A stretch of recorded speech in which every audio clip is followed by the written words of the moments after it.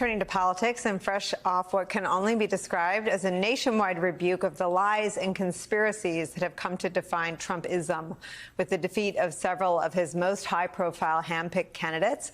A group that includes a former TV anchor, a celebrity doctor, and a former football star, a member of the far-right Oath Keepers, all united in their zeal to embrace Trump's conspiracy theories and rhetoric that all too often sounds a whole lot like the greenlighting and acceptance of an era of political violence. The disgraced ex-president, with an established track record of electoral defeat, is widely expected on the heels of that to announce another bid for the White House tonight.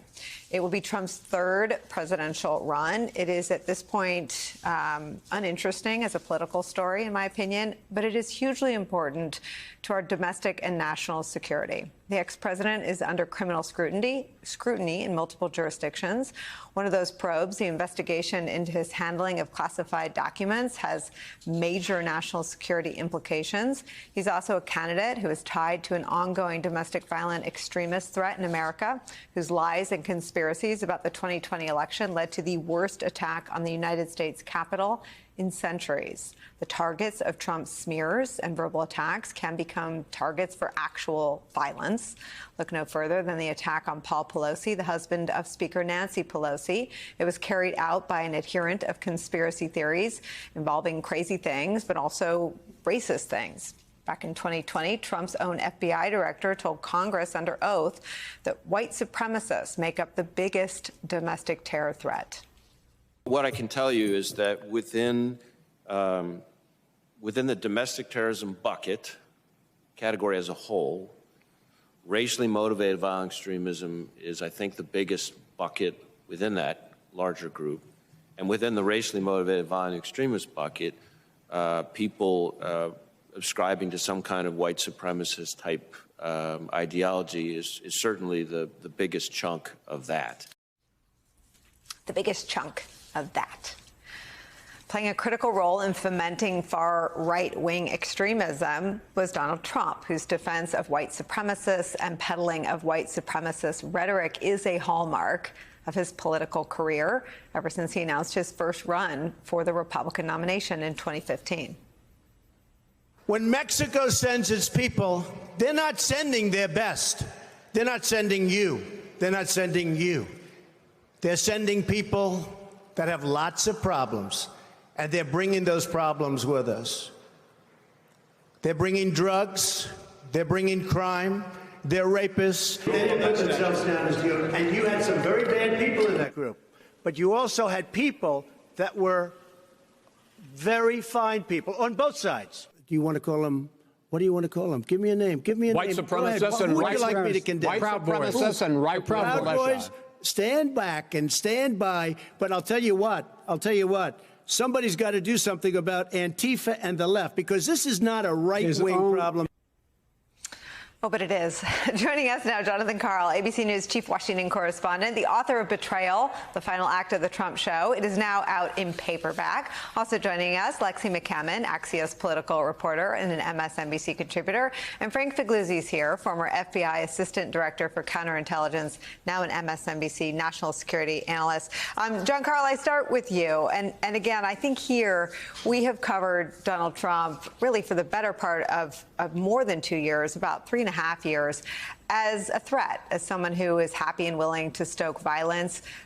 Your book is the definitive body of reporting on how that came to pass. What are you watching for, not just in Trump, but in the country, if he announces another bid to run for office again? Well, I'm watching for the reaction of the Republican Party to this, Nicole. Donald Trump left office on January 20th of 2021, a pariah. He left in disgrace.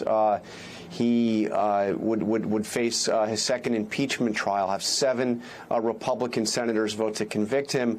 But even those who didn't talk about him as a, somebody that was a danger to the country. But the calculation almost seemed to be, well, he's gone now. Why impeach an ex-president? We're not going to have to worry about him anymore. And now to see him coming and launching, or apparently launching, yet another presidential campaign, and it being taken seriously by people in positions of authority. I mean, you saw Elise Stefanik, a member of the Republican leadership in the House, come out even before the announcement and endorse his candidacy. And you see that he has support among a significant segment of the electorate of the Republic. I mean, it's not what it was, but it's big. It's depending on the polls you're looking at. He is the front runner for a Republican presidential nomination, even after all of that. So I am looking to how do the people in his own party respond to this. John Karl, let me show you what Liz Cheney, who was once in his own party, now she's a bit of a kingmaker in the other party in these midterms. Let me show you what she had to say about tonight. This is certainly not the rollout I'm sure Donald Trump wanted for his announcement tonight. But, you know, it's also not the first time he's been totally detached from reality. Mm-hmm. I think, though, it's also really important for people to look at what's happening and what he's doing, not just through a political lens, but through the basic facts of his total lack of fitness for office. He's unstable. The January 6th committee has laid out very clearly his direct and personal involvement in every aspect of the plan to overturn the last election. He's, you know, someone who, knowing that the mob was armed, sent them to march on the Capitol to try to stop the count of electoral votes. And then while that bloody battle was underway at the Capitol, despite everyone around him pleading with him to tell the mob to stop and go home, he wouldn't do it. He sat and watched it on television. So there's no question that he's unfit for office, and I feel confident that he will never be president again. John Karl, that is not just a political indictment from Liz Cheney. It sounds like what could become the text of a criminal referral. Is that afoot by the January 6th Select Committee? I mean, it sure seems that Liz Cheney is telegraphing that, and it sure seems to be the thrust of what she has tried to do from, as you and I spoke, when this committee first started holding its hearings. She was talking in terms that seemed to prepare for a criminal referral, and those close to Donald Trump clearly fear it, and it's not just what the January 6th committee is doing. It's obviously what is happening in New York in terms of the civil and criminal cases against this company. It's the case in Georgia where you had Brian Kemp, fresh off his victory, re-election victory as the Republican governor of Georgia, testifying before the grand jury there. And perhaps the most immediate threat, the documents case, the classified documents case, the documents that he took with him from the White House. And I tell you, I spoke just last night with somebody very close to Donald Trump who said point blank that a big part of his thinking here, and maybe the decisive factor, is believing that an indictment is coming, and he'll be in a better position to fight that if he is a presidential candidate and he can portray it as just a political persecution. So that is very much on the mind of Donald Trump and the people around him. And that, of course, Frank Figliuzzi, is what endangers. I mean, there is an historic threat environment around DOJ and around the FBI, frankly, around the IRS, because of Donald Trump's response to being under criminal scrutiny by DOJ for leaving the White House with classified documents, not giving them back, and then lying about giving them back. What do you make of his calculations that are, as John Karl just reported, firmly rooted in avoiding criminal accountability?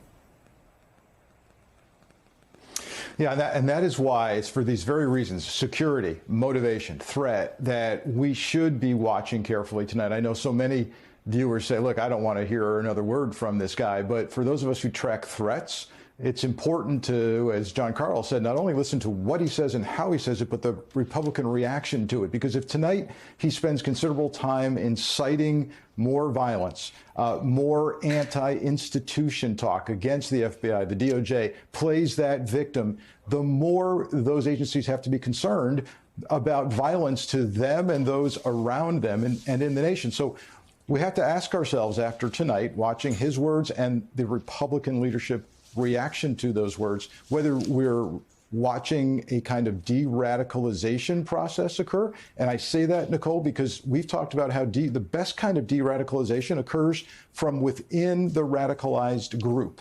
Right. If they offer the radicalized an alternative, are we seeing an alternative being offered? And if we hear Trump tonight call out by name GOP leaders who have criticized him, and he attacks them, then we're saying two things probably. One is, well, they're fighting amongst themselves. But more importantly, you're seeing a clear alternative being offered.